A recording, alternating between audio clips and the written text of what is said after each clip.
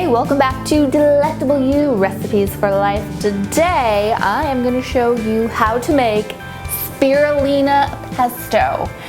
It is amazing. That's all I have to say. I went to Colorado a few weeks ago to Steamboat Springs and went to this awesome cafe called Rootz Cafe, and I had this breakfast bowl that you know I'm going to show you how to do one day, but not today. And on top of the breakfast bowl, the chef drizzled this spirulina pesto that really changed my life. So I asked the chef, can I please have the recipe? And she gave it to me, which was so nice. We actually happened to go to the same culinary school, only I went in Vancouver and she went in San Diego, but I digress. I made a little bit of a modification, but it's still equally delicious, and I'm gonna show you how to make it. So let's do it. All right, so as you can see, I've grabbed my Lobley food processor, which is like my left arm in the kitchen, and we're just gonna make the whole thing in here. So first what I wanna do is grab a actually we're not gonna start there, we're gonna start with a garlic. I love garlic, and these are 10 cloves of garlic. They smell absolutely delicious.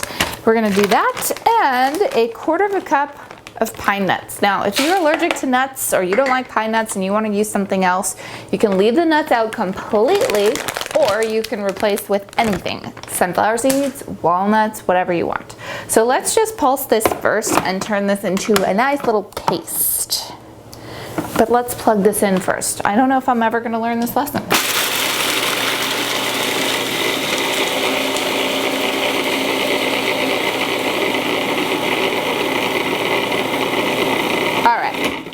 So we've got a paste of pine nuts and garlic, which smells absolutely amazing. And now I can deal with my herbs.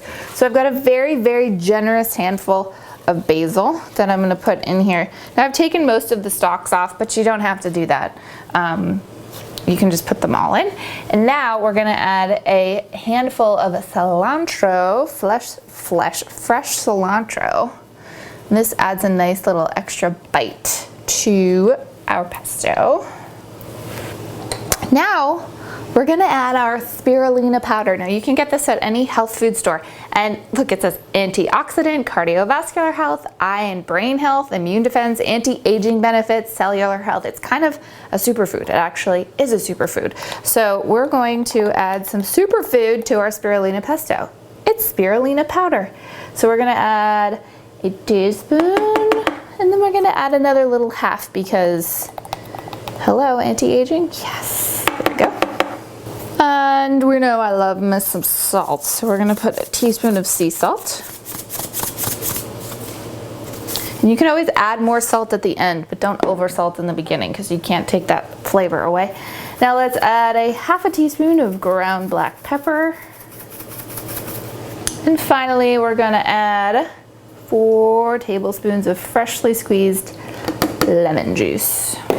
So we are going to start the food processor and get all this chopped up. And as the food processor is going, we're gonna add in about a 1/2 cup of extra virgin olive oil. And the reason we're doing it while this is running is to emulsify the pesto so that it has a nice thickness to it instead of being watery. So this is especially important if you're not using nuts, because the nuts make it thicker already.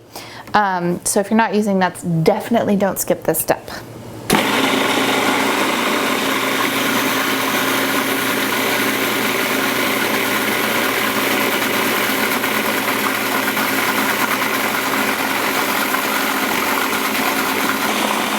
All right, that did not take very long, and that looks absolutely perfect to me. So if you look at this and you decide, you know, I think I want it to be a little bit more liquidy, you can add a little bit more olive oil, or you can add a little bit more lemon juice, and just keep adjusting the flavors.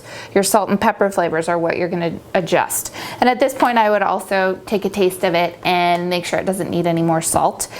But otherwise, that's it. You're done. You've just made spirulina pesto, and you're gonna make your life better. Because what can you do with spirulina pesto? Well, you can add it to a breakfast bowl, which I'm gonna show you how to do another time. You can add it to pizza. I'm gonna do that later for dinner. I'm gonna sprinkle it on a cauliflower pizza crust. You can drizzle it on top of some heirloom tomatoes or roasted red peppers or roasted vegetables of any kind. You can do anything with this. I wouldn't serve it with chocolate, but you know, to each their own. So that's it. The way that I'm gonna store this is I'm gonna use it right away. So I'm gonna store it in the fridge. I'm gonna layer a piece of plastic wrap on top, directly touching the surface of it in an airtight container, and then screw the lid on tight so that it doesn't get all brown from the basil. But if I wasn't going to use it in the next few days, I would put it in the freezer. I'd store it the same way. Maybe I would split it in two if I wanted to have one batch for one thing and one batch for another, because I wouldn't want to thaw the whole thing at the same time if I didn't want it all. But that's what I would do. It'll stay in the freezer for up to 3 months, probably even more, but only will last in the fridge for a few days. So that's it. That's your spirulina pesto. Enjoy it as much as I do. Thank you so much for joining me. This has been Lauren with Delectable You, and I will see you next time.